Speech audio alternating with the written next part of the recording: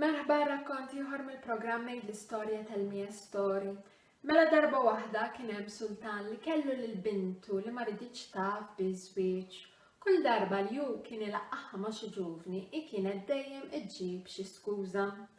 Sa fl-aħħar il-prinċipessa qalet lil missiera li kienet se tiżżewweġ biss lil dak il-ġuvni li kellu sninu kollha tad-depp. Fil-waqt li l-prinċipessa kellha moħħa mistrieħ, missiera kellu qalbu sewda għax kien żgur li ma kien hemm l-ebda ġuvni li kellu sninu kollha tad-depp u b'hekk il-prinċipessa ma kienet se tiżżewweġ qatt. Darba minnhom il-prinċipessa kienet qed tħares il-barra minn tieqa tal-palazz. Taħt it-tieqa kien għaddej ġuvni rikeb fuq żiemel u sellmilha u tbissmilha tbissima kbira. X'waħda din staġbet il-prinċipessa, dan il-ġuvni għandu sninu kollha tad-depp. Il-qaddejja tal-prinċipessa minnu fih marret tgħid lis-sultan dak kollu li rat u li semet. Is-sultan kien pront sejjaħ lill-ġuvni biex jistaqsih min kien u mnejn kien ġej. Il-ġuvni qallu li kien bin sultan ta' pajjiż imbiet u li hu kien qiegħed ifittex prinċipessa. Is-sultan tgħix kemm kien ferħan għax fl-aħħar irnexxielu jżewweġ lill-prinċipessa ma' dan il-prinċep. Għall-ewwel kollox kien wart u żgħar u wara madwar 6 xhur il-prinċep talab lis-sultan biex jieħu lill-prinċipessa miegħu f'pajjiżu sabiex ilaqqaħħa ma' niesu.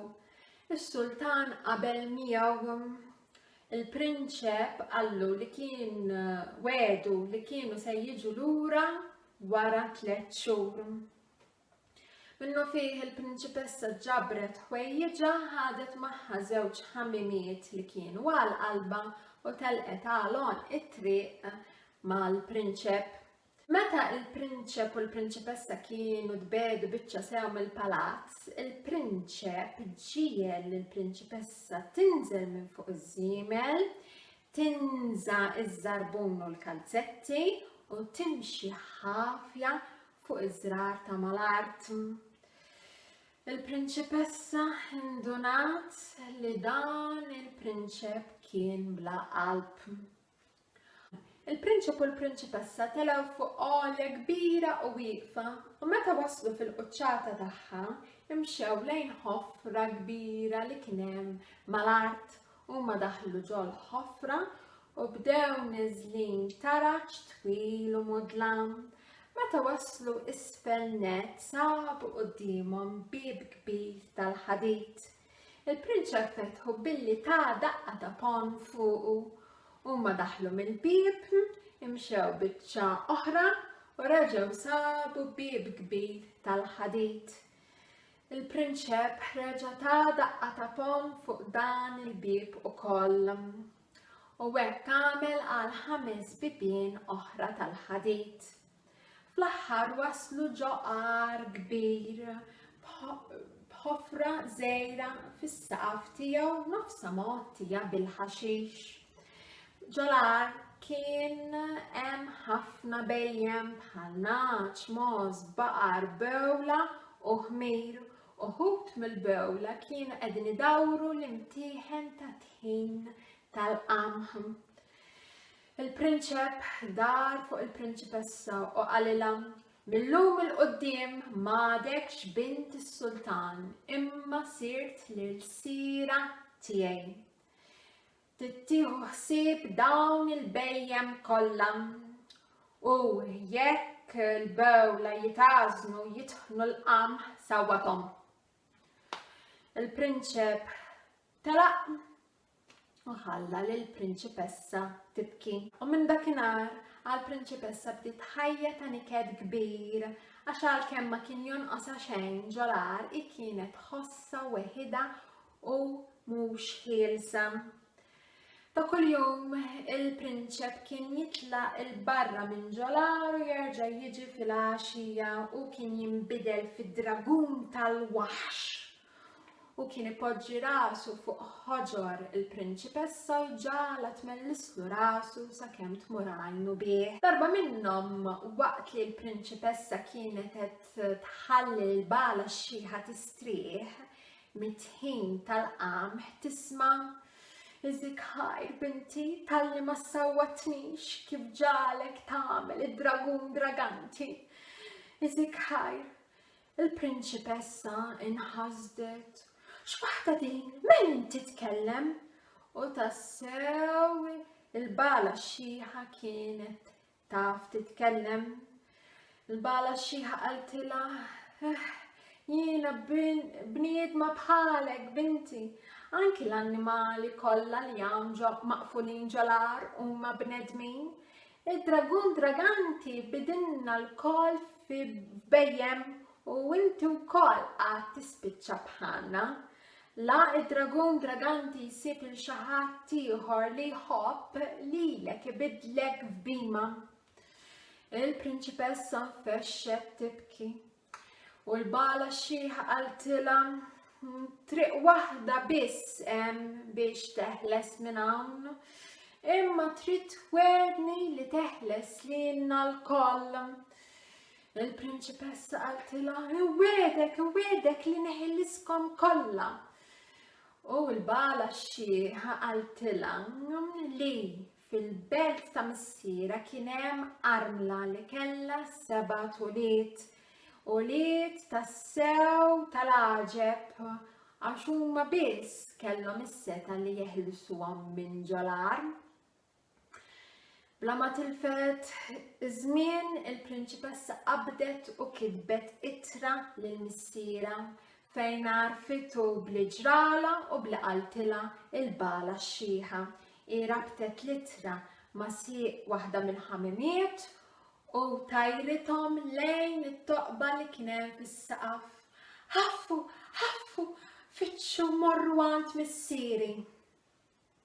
U l-ħamimiet taru il-fuq il-barra minn ġo t-toqba li kien hemm fil-quċċata tal-għolja. Is-sultan beda jinkwieta meta wara 3 xhur il-prinċipessa u l-prinċep beqgħu ma ġewx lura. Bħal donnu qalbu ħebritu li l-prinċipessa kien ġala xi ħaġa kera, għalhekk hu bagħat in-nies u jduru mal-4 tirjieħ tad-dinja sabiex jistħarġulu dwar il-belt tal-prinċep. Meta dawn nies ġew lura mingħajr tarif, is-sultan tassew kien inkwetat. Għodwa minnhom iż-żewġ ħamimiet tal-prinċipessa waslu il-palazz wara li qara l-ittra ta' bintu is-sultan sejjaħ minnu fih lis-7 aħwa tal-armla. Dawn is-7 aħwa subien tal-armla kienu tassew żgħażagħ tal-għaġeb għax wieħed kien jara ħafna, ieħor kien jisma' ħafna, ieħor kien b'saħħtu ħafna, ieħor kellu l-ħila jisraq il-bajt minn taħt it-tiġiġa mingħajr ma din tintebaħ, ieħor kellu l-ħila jerfa' n-nies waqt li jkunu reqdin bla ma jqajjimhom, ieħor kellu l-ħila li jibni torri tal-bronz f'debqa ta' għajn u l-kbir kien jgħidilhom x'għandhom jagħmlu. Is-7 aħwa dehru quddiem is-sultan u qalilhom bil-ġrajja kollha tagħhom dak kollu li kellhom bżonn għall-vjaġġ u wedhom li jekk iġibulu lill-bintu lura qawwija u sħiħa kien se jagħmilhom sinjuri. 7 aħwa telqu għalhom it-triq. Wara li mxew biċċa sew iż-żagħżugħ il-kbir dar fuq ħuh li jara ħafna u staqsih, inti qed tara xi ħaġa f'dawn il-merat tax-xari? Iż-żagħżugħ li jara ħafna wieġbu li ma kien qiegħed jara xejn, għalhekk is-7 aħwa komplew mexxin. Sa fl-aħħar iż-żagħżugħ li jara ħafna qal issa qed nara għolja kbira u wieqfa. Għalhekk is-7 aħwa imxew lejn l-għolja kbira u wieqfa telgħu fuqha sal-quċċata, daħlu ġol ħofra bdew neżlin it-taraġġ twil u mudlam sakemm sabu ruħhom quddiem l-ewwel bieb tal-ħadid. Iż-żagħżugħ il-kbir dar fuq خوه ta' saħħa kbira u talbu biex jiftaħ il-bieb. Iż-żagħżugħ ta' saħħa kbira ta' daqqa ta' bħonn fuq il-bieb u fetħu u hekk għamel għas-sitt bibien l-oħra tal-ħadid. Sa fl-aħħar is-seba' aħwa sabu rwieħhom ġolar. Hemmhekk lemħu li d-dragun rieqed b'rasu f'ħoġor il-prinċipessa rieqda wkoll. Iż-żagħżugħ il-kbir talab l-għajnuna taż-żewġ ħutu ta' ħuh li kellu l-ħila li jisraq il-bajt minn taħt it-tiġiġa mingħajr ma din tintebaħ, kif ukoll lil ħuh li kellu l-ħila jerfa' in-nies reqdin bla ma jqajjimhom. U hekk sar għax iż-żagħżugħ li kellu l-ħila li jerfa' n-nies reqdin mingħajr ma jqajjimhom refa' lid-dragun tqil u reġġa' poġġih bil-mod mal-art u sa tant iż-żagħżugħ li kellu l-ħila jaħtaf fil-bajt minn taħt it-tiġiġa bla ma din tintebaħ seraq lill-prinċipessa rieqda u ħarab bija. U hekk is-seba' taħwa ħarbu l-barra minn ġolar. Wara li mxew biċċa ġmiela il-bogħod mill-għolja wieqfa u kbira, il-żagħżugħ il-kbir dar fuq ħuh li jisma' ħafna u staqsih jekk kienx qiegħed jisma' xi ħoss. Iż-żagħżugħ li jisma' ħafna qal li kien qiegħed jisma' id-dragun irrabjat. Kien qiegħed ifittex lill-prinċipessa u issa kien ġej warajhom. Iż-żagħżugħ il-kbir dar fuq ħuh li kellu l-ħila jibni torri f'tebqa ta' għajn biex jibni torri tal-bronz issa jibnieh bla twieqi u bla bibien sabiex is-seba' taħwa u l-prinċipessa jiskennu ġo fih. U l-torri imbena fl-leħħa ta' berqa. Il-dragun laħaq ġie u beda jdur mat-torri tal-bronz ixammem naf li qegħdin hemm ġew u ħarġu issa. Imma s-seba' taħwa ma tawx kasu. Ma tridux toħorġu mela, naħraġkom jiena. Irrabja dragun u intefa' b'ġismu kollu fuq it-torri tal-bronz u ġabu biċċiet li s-seba' taħwa bidilhom f'bewla xeħet lill-prinċipessa fuq daru u telaq bihom il-koll lejn l-ar. Ġolar u qafel lis-seba' taħwa fi xbija ta' bewla kull wieħed ġo kamra għalih sabiex ma jkunux jistgħu jitkellmu bejniethom filwaqt li l-prinċipessa qalilha jekk għadek ma ndunajtx int min tista' toħroġ minn hawn qabel ma tmut. Il-prinċipessa tgħid kemm kiet u l-għada filgħodu marret ħdejn il-bala x-xieħa biex tara jekk din tistax tgħinha. Iżda l-bala x-xieħa ma għarfet tgħidilha xejn aktar. U għalhekk gerbu is-snin. Lejla waħda il-dragun kien ferħan iktar mis-soltu u l-prinċipessa għamlet il-ħila. Qalbi teħbirni li xi darba jiġi xi ħadd jeħlisni minn hawn. U d-dragun weġiba' forsi wieħed biss jista' jeħilsek u dan għadu laqqas biss twieled. Dan ikun ħu is-seba' aħwa u jitwielet mid-dmuħ ta' ommu. Imma jekk ma jaħraqnix wara li joqtonni jiena ninxteħed fil-ħawt tal-ilma tal-ħajja u nerġa' nqum mill-mewt. Il-prinċipessa ma qalet xejn, żammet kollox f'moħħha u baqgħet tistenna. U kif jgħid il-qaw Malti min jistenna jitenna għax għodwa waħda il-prinċipessa tisma' tħaxwix fix-xtiel li kien hemm madwar il-toqba fis-saqaf tal-arm hemm kien hemm xieħa.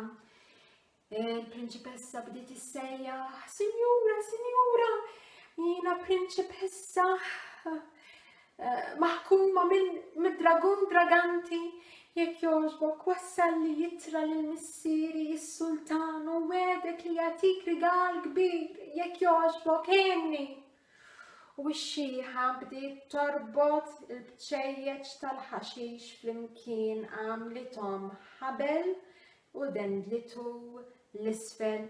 Sadattant il-prinċipessa malar kitbet ittra lill-missiera li fija għarfitu b'dak kollu li kien qalilha id-dragun draganti.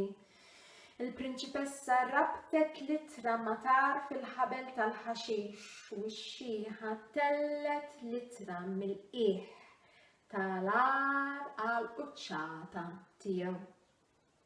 Is-sultan kien qata' qalbu li jerġa' jara lil bintu wara li għadda daqshekk żmien u lan il-prinċipessa u lanqas is-seba' aħwa ma ġew lura fil-palazz. Is-sultan qatagħha li kien tilef lil-bintu darba għal dejjem. Għalhekk meta deret qudiemu x-xwejħa bl-ittra ta' bintu kien se jtir bil-ferħ u ta' borza flus li xwejħa u bat minnu fih għall-armla mis-seba' aħwa. Din hekk kif semet dwar ix-xorti li messet is-seba' wlieda nfeqet bikja kbira, bikja li ħadd ma kien ra bħalha. Is-sultan kien pront bit-tazza f'idu biex jiġbor id-dmugħ tal-armla u wara mġela tixorbu. Biżmien l-armla weldet tifel isemmitu Pietru l-Lagrimanti. Dan kien tifel tal-għaġeb tas-sew għax twilet jitkellem u jimxi kellu rasu kbira kif ukoll kellu saħħa bla qis. Pietru l-Lagrimanti mar quddiem is-sultan u talbu jagħtih l-ikbar martell li kien hemm fis-saltna. Is-sultan ordnalhom biex juru lil Pietru l-Lagrimanti l-ikbar mrietel li kien hemm fis-saltna. Imma kull martell Pietru l-Lagrimanti kien jgħid le dan żgħir wisq, irrid wieħed ikbar minn dak. Sa fl-aħħar is-sultan ordnalhom li jieħdu lil Pietru l-Lagrimanti sat-tarzna biex hemm jagħmlulu l-martell li jixtieq. Hemmhekk ġorok nara biċċa ħadid tiżen 9 natar u qalilhom dik il-biċċa ħadid irrid. Għamluli toqba f'nofsa u manku tal-ħadid u hekk ikolli l-ikbar martell li hawn fis-saltna. Hekk kif kien lest il-martell Pietru l-Lagrimanti għabbih fuq spalleħ u mexa lejn l-għolja. Dakinhar li twilet Pietru l-Lagrimanti id-dragun kien jimbaram, jitkaweċ u jitniet. X'għamilt li prinċipessa? Qedtla dejtni, twilet dak li għandu joqtonni. Pietru l-Lagrimanti mar għal ġolar. Il-dragun baqa jimbaram, jitkaweċ u jitniet sakemm Pietru l-Lagrimanti wasal ħdejn l-għolja. Pietru l-Lagrimanti bil-martell kbir fuq spalleħ tela l-għolja daħal ġol-ħofra, niżel it-taraċ twil u mudlam, farrak is-seba' bibien tal-ħadid bil-martell u fl-aħħar der quddiem id-dragun ġolar. Dragun draganti, ġie għalik Pietru l-Lagrimanti. Ħuda l-prinċipessa u ħallini bi kwieti, għallu id-dragun jimbaram, jitkaweċ u jitniet. Imma Pietru l-Lagrimanti ma tax kasu olla l-martellu b'saħħtu kollha niżlu fuq ras id-dragun u baqa jballatlu fuq rasu sakemm seħħu kollu. Il-prinċipessa ftakret li kellhom jaħarqu id-dragun biex ma jerġax iqum mill-mewt. Għalhekk bla telf ta' żmien hi u Pietru l-Lagrimanti ġabru l-ħatab li kien hemm ġolar u bijom qabdu ħuġġieġa kbira li bija ħarqu l-dragun sakemm sar irmiet u x'ħin spiċċa id-dragun ġrat ħaġa tassew stramba għax Pietru l-Lagrimanti minn tifel b'rasu kbira sar żagħżugħ. Pietru u l-prinċipessa raxxew l-ilma minn ġol ħawd tal-ilma tal-ħajja fuq il-bejjem kollha li kien hemm ġolar u l-bejjem kollha saru bnedmin. Kulħadd dar mal-prinċipessa u Pietru jgħanquhom u jirringrazzjawhom talli ħelsuhom mid-dragun huma telqu minn ġolar għal palazz tas-sultan. Hemmhekk saru festi kbar, is-sultan tgħid kemm kien ferħan li ra lil bintu qawwija u sħiħa. Il-prinċipessa għażlet li tiżżewweġ lil Pietru l-Lagrimanti talli hu kien ħelisha mid-dragun Draganti. Il-prinċep u l-prinċipessa baqgħu jgħixu ħejjin tul għomorhom kollu. U dik kienet il-ħrafa Maltija id-dragun Draganti.